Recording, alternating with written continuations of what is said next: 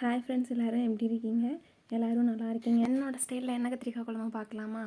ஒரு கடாயில் எண்ணெய் ஊற்றிட்டு நாலாக்கீர்னு கத்திரிக்காயை போட்டு அதோட கொஞ்சமாக மஞ்சத்தூள் கொஞ்சமாக உப்பு போட்டு வதக்கிக்கோங்க. நல்லா சுருளை வதக்கிக்கோங்க. அதுக்கப்புறம் அந்த கத்திரிக்காயை ஒரு பிளேட்டில் தனியாக மாற்றிக்கோங்க. மாற்றினா அதிலே கொஞ்சம் எண்ணெய் இருக்கும்.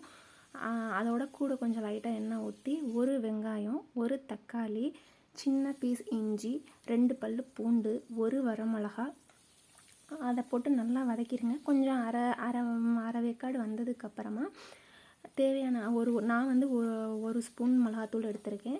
உங்களுக்கு எவ்வளோ தேவையோ காரத்துக்கு தேவையான அளவு எடுத்துக்கோங்க.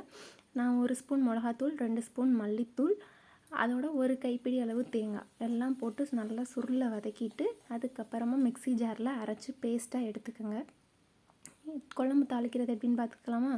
ஒரு சின்ன நெல்லிக்காய் சைஸ் அளவு புளி எடுத்துக்கோங்க.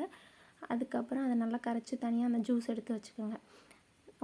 இதுக்கு வந்து சின்ன வெங்காயம் சேர்த்திங்கன்னா சூப்பராக இருக்கும். ஸோ ஒரு பாத்திரத்தில் எண்ணெய் விட்டு கடுகு, வெந்தயம் அதெல்லாம் பொரிஞ்சதுக்கப்புறமா கொஞ்சமாக கருவேப்பிலை போட்டு பூண்டும் சின்ன வெங்காயமும் ஒரு 10 பல் பூண்டு, ஒரு 10 பல் வெங்காயம் போட்டு நல்லா வதக்கிட்டு அதுக்கப்புறமா நம்ம அரைச்சி வச்சுருக்கோம்ல பேஸ்ட்டு அதை ஆட் பண்ணிக்கோங்க. ஆட் பண்ணதுக்கப்புறமா புளிக்கரைசல் கொஞ்சம் லைட்டாக தண்ணியெல்லாம் கொஞ்சம் கொதிக்கிறாப்பில் வரும். அந்த டைத்தில் புளிக்கரைசலை சேர்த்துட்டு நல்லா கொதிக்க விடுங்க. அதிலே அப்போவே கொஞ்சம் கொதித்து வரும்போதே கத்திரிக்காயை சேர்த்துக்கோங்க. கத்திரிக்காயை சேர்த்து அதை நல்லா கொதிக்கட்டும். கொதிச்சுட்டு அந்த ஸ்டேஜில் வந்து உப்பு 1 ஸ்பூன் போட்டுக்கோங்க, சர்க்கரை 1 ஸ்பூன் போட்டுக்கோங்க. நான் அதை காமிக்கல அந்த வீடியோவில்.